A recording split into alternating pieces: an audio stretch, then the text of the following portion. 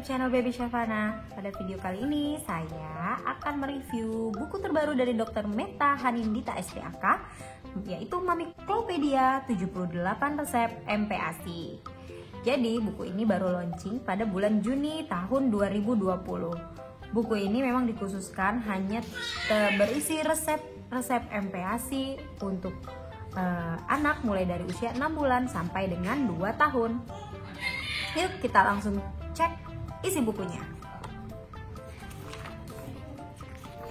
Nah, di daftar isinya tertulis bagian-bagian yang penting, yaitu yang harus diketahui tentang MPASI, kemudian resep MPASI untuk umur 6-8 bulan, resep MPASI untuk 9-11 bulan, dan resep MPASI untuk 12-23 bulan. Jadi kita tahu kan ada 3 tekstur makanan untuk bayi yang baru mulai MPASI. MPASI itu untuk anak usia 6-24 bulan ya, Mams ya. Nah, tekstur pertama yaitu tekstur yang seperti bubur, yang lumat. Nah, itu biasanya untuk anak usia 6 sampai dengan 8 bulan. Kemudian tekstur kedua yang agak kasar itu untuk anak usia 9 sampai 11 bulan. Dan yang ketiga itu tekstur seperti makanan dewasa tapi tetap menyesuaikan supaya mudah dikunyah oleh anak. Itu untuk usia 1 tahun ke atas atau 12 sampai 23 bulan. Nah, jadi kenapa di dalam daftar isinya itu dibagikan usianya 6, 8, 9, 11 dan 12, 23. Oke. Kita akan lihat sekilas tentang yang harus diketahui tentang MPASI. Nah, pada bagian ini ada beberapa pertanyaan-pertanyaan yang mungkin biasa ditanyakan oleh para moms yang baru memulai MPASI untuk bayinya, yaitu apa itu MPASI? Mengapa harus diberi MPASI? Kapan MPASI harus diberikan? Nah, kapan MPASI harus diberikan? Kalau zaman dulu, anak bayi baru lahir pun kadang dikasihkan pisang atau lain-lain sebagainya. Tapi sekarang ilmu sudah berkembang. Bayi baru diperbolehkan makan itu pada usia 4 sampai dengan 6 bulan. Tergantung anaknya masing-masing ya, Mams. Di buku ini ada penjelasannya. Kemudian, bagaimana MPASI diberikan? Apa itu tepat waktu? Jadi pemberian MPASI itu harus tepat waktu. Nah, tepat waktu itu seperti apa? Di sini ada penjelasannya. Selanjutnya ada istilah adekuat. Apa itu adekuat? Adekuat artinya MPASI yang diberikan harus mengandung zat gizi yang lengkap dan seimbang, dapat memenuhi kebutuhan zat gizi makro seperti karbohidrat, lemak, protein, serta mikronutrien seperti vitamin dan mineral. Jadi kalau kita memberikan MPASI tidak bisa hanya memberikan bubur nasi saja atau memberikan pisang saja atau ya, artinya gizinya harus diperhatikan supaya terlengkapi. Oke, kita akan coba bahas satu resep untuk anak usia yang saya ambil yang tengahan ya, 9-11 bulan. Saya nggak akan bahas semua resepnya, Mams bisa beli sendiri bukunya Mamiklopedia 78 Resep MPASI. Buku ini ada dijual di Gramedia.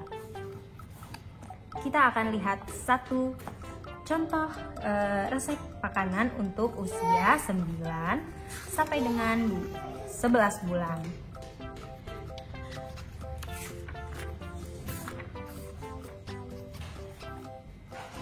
Resep MPASI 9-11 bulan. Nah, contohnya yang sudah saya coba dan alhamdulillah diterima oleh Baby Abdul, yaitu tim kentang telur. Nah, kita lihat ya penjelasan resepnya. Di sini sudah diterangkan bahwa resep yang diberikan di bawah ini adalah untuk 3 porsi. Jadi sekali kita masak ini untuk dimakan oleh anaknya, makan pagi, siang, dan juga makan sore atau malam. Dan itu tergantung Mams sih. Kalau saya biasanya saya masak pagi itu untuk siang, sore dan ke pagi esoknya lagi. Jadi di pagi hari saya biasanya nggak masak, saya berikan makanan untuk anak saya yang sudah saya siapkan di hari kemarinnya. Oke, langsung saja kita lihat resepnya. Yang pertama ada bahannya. Nah, kadang kita kan nggak tahu berapa sih porsi dari bahan-bahan yang mau kita bikin sebagai makanan anak kita. Berapa banyak nasinya, berapa banyak ayamnya, ikannya, berapa banyak sayurnya. Nah, karena Dokter Meta yang bikin buku ini dan beliau adalah dokter spesialis anak, subspesialis gizi, jadi tentunya beliau membuatkan resep yang juga sudah dihitung kecukupan gizinya. Jadi kita bisa lihat di sini sama-sama ya Mams, tim kentang telur. Bahannya yang pertama, kentang rebus sebanyak 150 gram. Kemudian daging ayamnya 50 gram. Terus wortel parut 1,5 sendok makan. Telur 1 butir dan margarin 10 gram. Oke, bagi moms yang sudah mengikuti Instagramnya Dokter Meta atau yang belum, saya kasih tahu nama IG-nya Meta Hanindita. Di situ ada keterangan tentang unsur-unsur makanan yang diperlukan untuk mencukupi gizi bayi. Nah, ada makronutrien, ada mikronutrien. Di resep ini ada makronutriennya yaitu kentang mengandung karbohidrat, kemudian daging ayam mengandung protein, wortel parut mengandung vitamin dan lain-lain, telur juga mengandung protein dan lemak, dan terakhir adalah margarin mengandung lemak. Nah, jadi resep Dokter Meta ini seperti adalah prakteknya dari teori-teori yang beliau jelaskan pada Instagram beliau.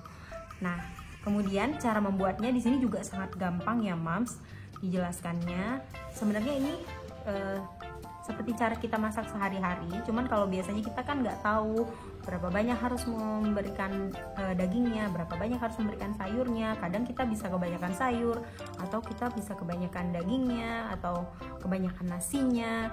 Nah, di sini porsinya sudah diatur dan dihitung sedemikian rupa. Bagian yang pentingnya juga pada bagian bawah, di situ ada dituliskan kandungan per porsi, berapa energinya, berapa karbohidratnya, berapa lemaknya, proteinnya, zat besi yang sangat penting untuk pertumbuhan otaknya, dan juga seng. Oke, Mams, demikian yang dapat saya bahas dari buku Mamiklopedia dari Dokter Meta Hanindita, yaitu 78 resep MPASI. Bagi moms yang penasaran dan sangat excited pengen mencoba untuk memberikan MPASI untuk anak-anaknya, saya rekomendasikan buku ini. Selamat mencoba moms.